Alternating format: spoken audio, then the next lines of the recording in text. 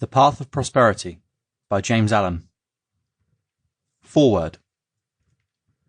I looked around upon the world, and I saw that it was shadowed by sorrow and scorched by the fierce fires of suffering. And I looked for the cause. I looked around, but could not find it. I looked in books, but could not find it. I looked deeper within, and found there both the cause and the self-made nature of that cause. I looked again, and deeper, and found the remedy. I found one law, the law of love. One life, the life of adjustment to that law. One truth, the truth of a conquered mind and a quiet and obedient heart.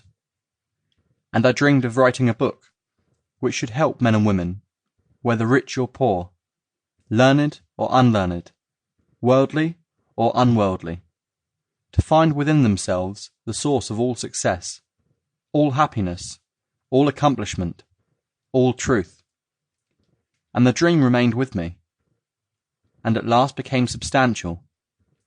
And now I send it forth into the world on its mission of healing and blessedness, knowing that it cannot fail to reach the homes and hearts of those who are waiting and ready to receive it. The lesson of evil.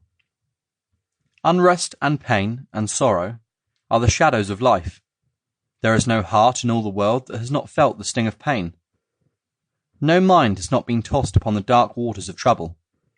No eye that has not wept the hot blinding tears of unspeakable anguish.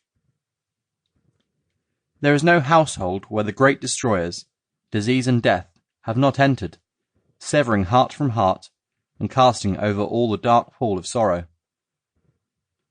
In the strong and apparently indestructible meshes of evil are all more or less fast caught, and pain, unhappiness, and misfortune wait upon mankind.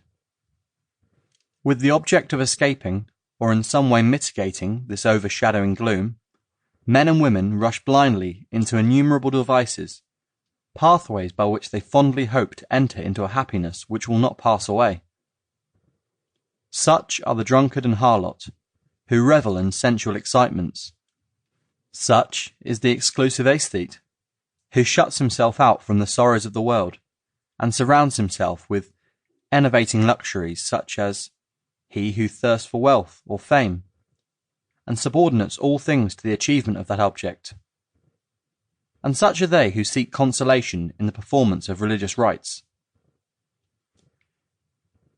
And to all the happiness sought seems to come, and the soul, for a time, is lulled into a sweet security and an intoxicating forgetfulness of the existence of evil. But the day of disease comes at last, or some great sorrow, temptation, or misfortune breaks suddenly on the unfortified soul, and the fabric of its fancied happiness is torn to shreds. So, over the head of every personal joy hangs the Damoclean sword of pain, ready at any moment to fall and crush the soul of him who is unprotected by knowledge. The child cries to be a man or woman. The man and woman sigh for the lost felicity of childhood. The poor man chafes under the chains of poverty by which he is bound, and the rich man often lives in fear of poverty, or scours the world in search of an elusive shadow he calls happiness. Sometimes the soul feels that it has found a secure peace and happiness in adopting a certain religion, in embracing an intellectual philosophy, or in building up an intellectual or artistic ideal. But some overpowering temptation proves the religion to be inadequate or insufficient. The theoretical philosophy is found to be a useless prop, or, in a moment, the idealistic statue upon which the devotee has for years been labouring is shattered into fragments at his feet. Is there, then, no way of escape from pain and sorrow? Are there by no means by which bond... Sample complete. Ready to continue?